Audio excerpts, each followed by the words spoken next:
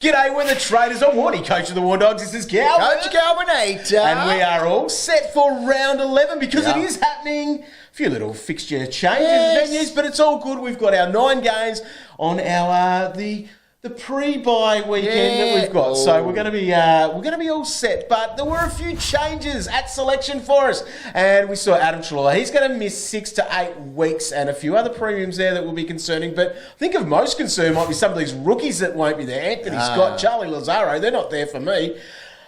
Anyway. It's not the War Dog show, though, is it, mate? Oh, well, there's a few people in the same boat with me because we want everyone playing for the buys that are coming up. And that's the concern. But there are some ins for us to think about, including some of these rookies. And Trent Bianco is one of the kids there that the fantasy community is very excited about. Looking at Andrew Brayshaw as well, though. Okay. Good hold for anyone that held on to him with that calf injury. It was only 1 week in the end. Yep. I thought it might have been a bit longer than that. So he is a very handy one, especially for the draft owners with him. Now, Warren, we need to start thinking about our trades because buys are just around the corner.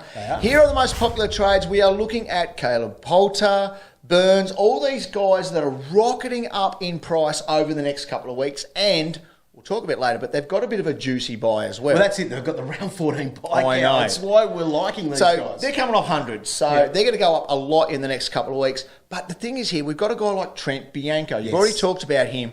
He's 180k cheaper, coming off scores of 130 and 98 in the VFL. Massive.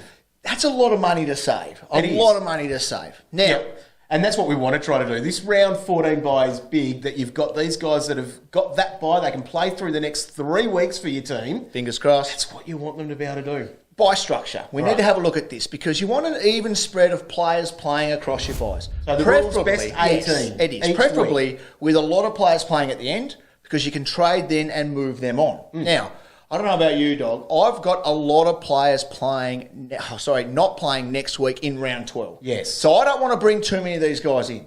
But if you... Well, everyone's structure is going to be so different. And if it suits you to bring guys in who have the round 12 bye, you can look at guys like Tom Green, averaging 100 in these last 3, or even Paddy Cripps. Okay, both. Back-to-back tons for him. Now, I need to focus on round 13 and round 14 guys. So in my round 13, I am looking at a guy like Dusty Martin. Yeah. Great run coming up, along with Lockie Hunter.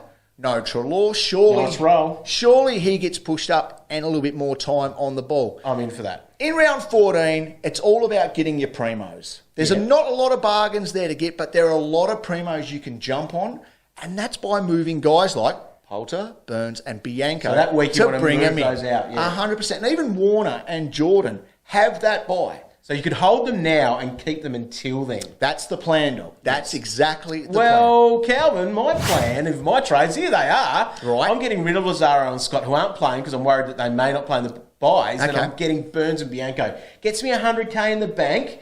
And guys that will have that round 14 buy. So I'm using that strategy of going, okay, someone like Burns, he plays the next 3 weeks, he's going to push up towards that 500k figure. He can turn into a premium, maybe a fallen premium after that's coming off their round 12 or round 13 buy. That's my plan. Don't mind it, Warren, but these are once again the better trades. We are looking at Lazaro and Powell can go for me, and I'm bringing in Bianco and Hall. Now, I thought you didn't want any round 12 slightly contradicts what I was just talking about. However, I'm not that bad. I'm quite even across in a way, but I just really want Hall this week because, Dogs, it's time to talk captains and you'll see why. But the thing is, on Friday night, we've got so many great options. Such a ripping game. It is a ripping game. Now, Jack McRae, last scores against Melbourne, 130, 110, 133. Now, if you have him, you are putting the vice captain on him, crossing your fingers that he's going to pump out another big score like Bont. Max Gawn's there well, and Max Gawn's gone 127 his last 3 against the Dogs. So all those guys are going to be great. Now, if things don't go to plan, here are my top 5 captains, kicked off with Tom Mitchell. The Suns are now the #1 easiest team for midfielders to score against. Do you know what? Over his career, he averages 126 against them from his 6 games. And as you can see, Aaron Hall in at number 2. He will have a field day against the Saints, and that's why, Dog, I'm bringing him in. Well, keep being flexible, agile, and all of that as we go through this round. Fingers crossed we'll get our 9 games, and we'll be laughing, well, hopefully, we can do it, Dog. ahead of those buys. Good luck.